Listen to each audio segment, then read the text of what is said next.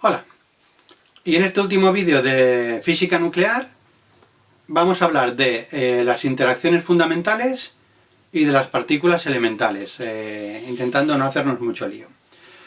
Vamos a ver, lo primero vamos a hablar de las interacciones fundamentales, es decir, de las fuerzas, ¿vale? Vamos a llegar hasta donde vamos a llegar, no podemos irnos demasiado, ¿vale? Entonces, en realidad ya las sabemos, las hemos estudiado todas, ¿vale? A estas alturas de curso ya las conocemos todas, pero vamos a hacer una pequeña comparativa, ¿vale?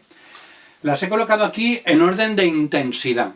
En orden de intensidad. Tenemos la fuerza nuclear fuerte, que por ejemplo, si le doy... A ver, para que entendáis lo de la intensidad, es como cuando dicen, ¿cuál es el animal más fuerte? Y dicen, la cucaracha. O el escarabajo pelotero. ¿Por qué? Porque es capaz de levantar 200 veces su peso. Es decir, no podemos comprar una persona con un escarabajo pelotero. La comparativa tiene que ser a ese nivel. Si un escarabajo es capaz de levantar 200 veces su peso, es más fuerte que un ser humano, que no podemos levantar 200 veces nuestro peso, ¿vale? Esto es un poco lo mismo, para que os hagáis una idea. Entonces, la fuerza nuclear fuerte, si le doy una intensidad de 1, la siguiente es la más fuerte de la naturaleza, la siguiente sería el electromagnetismo, que es 10 a la menos 3 veces más débil, o como decir que la fuerza nuclear fuerte es 1000 veces más intensa que el electromagnetismo. Luego la fuerza nuclear débil, que es 10 a la menos 8, lo que viene siendo 100 millones de veces más débil que la nuclear fuerte. Y luego la pobrecita mía, que ya es 10 a la menos 45, que es la gravitatoria, es la menos intensa. ¿Por qué siempre hemos hablado de la gravedad y es tan importante? Porque es lo que controla el universo por lo siguiente. La fuerza nuclear fuerte tiene un alcance de 10 a la menos 15 metros, es decir, un Fermi. Es un alcance a nivel nuclear. Acordaos que es el responsable de la estabilidad nuclear, lo que une los nucleones, protones, neutrones, ¿vale? Entonces, de ahí, fuera de esa distancia no se puede detectar, con lo cual, en el mundo macroscópico esa fuerza nos da igual. Luego tenemos el electromagnetismo, que tiene un alcance infinito, pero cuando tenemos grandes masas, planetas, estrellas, digamos que la proporción de carga positiva y carga negativa se compensa y tenemos grandes masas neutras, con lo cual, al ser neutra, al no tener carga, no va a interactuar con otro planeta, no va a interactuar con otra estrella. Por tanto, también desaparece, digamos, el electromagnetismo cuando hablamos de grandes masas y grandes distancias, por decirlo de alguna forma. El electromagnetismo es el responsable de la óptica, bueno, en realidad, como las fuerzas nucleares solamente están dentro del núcleo y la gravedad la conocemos, todo lo demás son fuerzas electromagnéticas. La química funciona mediante enlaces, que es fuerza electromagnética, ¿vale? Descrita por Maxwell, etc. Tiene un alcance, como hemos dicho, infinito. La fuerza nuclear débil, que era la responsable de la desintegración beta, ¿os acordáis? Bueno, pues tiene un alcance incluso más pequeño. ¿Por qué? Porque acordaos que teníamos el neutrón que parecía que se descomponía en protón y electrón y antineutrino. Y eso venía regulado por la fuerza nuclear débil, con lo cual es incluso de alcance más corto que la nuclear, ¿vale? 10 a la menos 17. Y luego la gravedad, que es infinita, ¿vale? Pero en esta vida no todo es relativo, pero lo de que a la gravedad le demos tan poca intensidad, luego hay que ver cuando tenemos un agujero negro, donde las fuerzas gravitatorias son tan intensas, que no consigue escapar ni siquiera la luz, ¿vale? Es decir, parece que venza al electromagnetismo, de alguna forma, e incluso es capaz de cargarse la propia estructura de la materia y comprimirlo hasta Se me ha olvidado la palabrita. Luego me saldrá, mira, es decir, todo se concentra en un único punto, ¿vale? Bueno, pues estas serían las fuerzas, las 4 fuerzas que hay en la naturaleza. No hay más. Y ahora una pincelada. A cualquier físico que se precie el número 4 le suena raro, ¿vale? Es decir, ¿4? ¿Por qué 4? Y entonces siempre se ha sospechado que esas 4 en realidad no deberían ser 4. Para que lo entendáis, perdón. Es como el electromagnetismo, que ya lo nombramos electromagnetismo.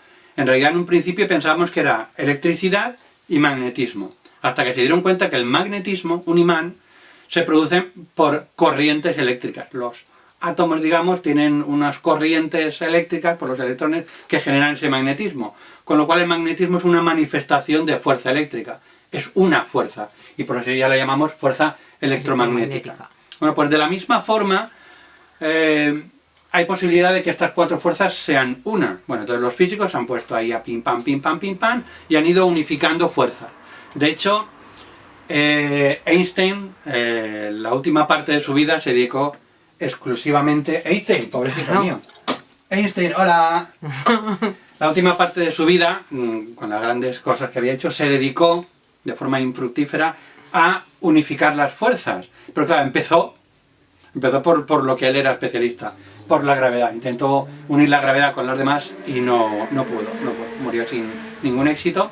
Actualmente ya se han unificado estas tres fuerzas, ¿vale? La fuerza nuclear fuerte, el electromagnetismo y la fuerza nuclear débil, es decir, en ciertas condiciones son una misma. Es como buscando símiles, el agua y el hielo, que tienen comportamientos distintos, pero yo el hielo a ciertas temperaturas se me convierte en agua y viceversa, ¿vale? Pues de alguna forma en el mundo en el que vivimos estas fuerzas parecen distintas, pero en condiciones distintas, a altas temperaturas, por ejemplo, se comportan como una única fuerza. La única que se resiste, por la que empezó Einstein, la gravedad.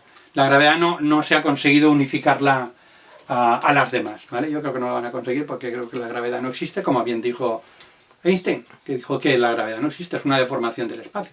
Pero bueno, estas serían las cuatro fuerzas que existen en la naturaleza, ¿vale? Vale. Ahora vamos a hablar de partículas. Venga. Singularidad. Como veis, aquí editamos muy bien los vídeos. En vez de cortar, ya me saldrá. Singularidad. El interior de un agujero negro, el centro, es una singularidad. Básicamente para que nos entendamos donde las fórmulas se estropean, porque me da 0 partido por 0, infinito partido por infinito. Ahí digamos que la fuerza gravitatoria ha vencido incluso a la fuerza nuclear fuerte y todo se ha comprimido en un único punto. Vale. Y ahora tenemos un marrón. Vale. Acordaos. Dalton nos dice que la materia, digamos, cuando yo empiezo a dividir algo, a lo que llego indivisible es átomo, por eso lo llamamos átomo, indivisible, ¿vale? Luego ya, pues que casi que no, que se puede dividir, ¿vale? Y tenemos el núcleo y los electrones dando vueltas. Y el núcleo, a su vez, está compuesto por protones y neutrones. Con lo cual, la idea que tenemos en estos momentos es como que toda la materia está compuesta de protones, neutrones y electrones. Y así estamos componiendo absolutamente todo. La tabla periódica de los químicos, que también era ahí una fauna, bueno, tiene su lógica en cuanto a propiedades, en cuanto vemos la estructura interna que tiene con protones y neutrones, ¿vale?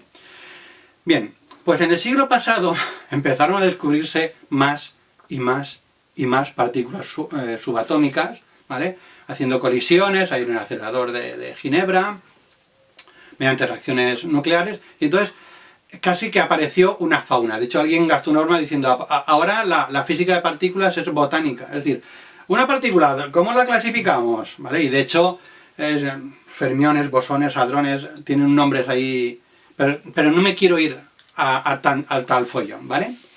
Digamos que lo que quiero es que veamos cuáles son las que hoy, 2020, creemos que son las partículas fundamentales, es decir, que creemos que son indivisibles, de las cuales se forma absolutamente todo, ¿vale? Entonces, digamos que la descripción de esas partículas es lo que hoy llamamos el modelo estándar, que sabemos que están saliendo nuevas teorías, digamos. Vale, pues según el modelo estándar tenemos, por un lado, los leptones, es decir, hablo de partículas elementales, que hoy creemos que son indivisibles. Los leptones, que además son fermiones, ¿ves? Ahí son palabras raras, que son, para que, como sabéis química, sabéis que el electrón tenía spin, uno de los números cuánticos era spin, que no es, pero es como si pensáramos que el electrón está rotando, que no es, pero bueno, es un momento magnético. Bueno, pues los fermiones son partículas de spin semientero. Bueno, pues hay 6 leptones, 6 partículas que se llaman leptones, que son partículas fundamentales. El electrón, que ya lo conocéis, ¿vale? Y ahora, perdón Joe, el muón y el tauón, ¿qué es? El muón como si fueran un electrón pero 200 veces más gordo, y el tauón como 3600 veces más gordo, para que nos entendamos, pero son partículas elementales. Y luego los neutrinos, que hemos hablado de ellos, pero existe el neutrino electrónico, el neutrino muónico y el neutrino tauónico. Es decir, tenemos estas 6 partículas elementales, ¿vale? Sin profundizar mucho. Luego existen las 6 antipartículas, la antimateria. La antimateria fue postulada por Dirac en 1932, no quiero por aquí... Bueno, por cierto, aquí estaréis viendo una especie de esquema, confío que lo haya puesto, una especie de esquema con las partículas, ¿vale? Para que veáis que es un poco mare magnum, pero estamos centrándonos en unas poquitas que veis, ¿vale? Con lo cual no sé si esto que estoy escribiendo está tapado o no está tapado. Pero bueno, en 1931 Dirac postuló la existencia de la antimateria, que es materia pero con propiedades distintas. De hecho, en 1932 se detectó la primera partícula de antimateria, que es el positrón, que es la antipartícula del electrón. Es decir, es igual que un electrón, pero con carga positiva, idéntico. Como su nombre indica, como su nombre positrón. indica. Luego, en 1955 se detectó el antiprotón, y en el CERN, en 1996, es decir, hace nada, se creó, entre comillas, el primer átomo de antihidrógeno, es decir, un antiprotón con carga negativa y el positrón con carga positiva a su alrededor. Es decir, lo mismo pero con antimateria. Solo que la antimateria es muy peligrosa porque en cuanto puede se junta con la materia y se desintegra. Y cuando se desintegra, acordaos, Produce energía. E igual a mc², pero acordaos, en una reacción nuclear tenemos materia y tenemos un poquito menos de materia. Y todo eso es... ¡bum! Aquí la materia y la antimateria desaparece entera. Con lo cual Todo se convierte en energía. Es decir, una bomba de antimateria sería la caña de España. Pero no lo digas en voz alta. Espero que nadie lo esté oyendo, ¿vale? Bueno, pues tenemos, aparte de estas 6, las otras 6 de antimateria. Ya no vuelvo a nombrar la antimateria, ¿vale? Y luego resulta que los protones y los neutrones no son partículas. Son paquetitos de 3 partículas moviéndose muy rápidamente, que nos da la sensación de una partícula, ¿vale? Entonces Hellman propuso los quarks, que son las partículas que creemos que componen todas las partículas que conocemos, ¿vale? Aparte de lo que hemos hablado. Existen 6 quarks, que aquí sí que tenían un poquito más de gracia a la hora de nombrarlos, en vez de alfa, beta y gamma, up y down, arriba y abajo, strange y charm, como veis mi inglés, que es extraño y encanto, o encantado, y bottom y top, ¿vale? Que es la cima y el valle, o abajo, ¿vale? Entonces, esos 6 quarks son los que forman la materia que conocemos. Por ejemplo, el protón en realidad es un grupo de up, up, down, esos 3 ahí quarks. dando, moviéndose. El neutrón, up, down, down. Bueno, pues esto, la existencia de esos 6 quarks y los antiquarks, antimateria, ¿vale?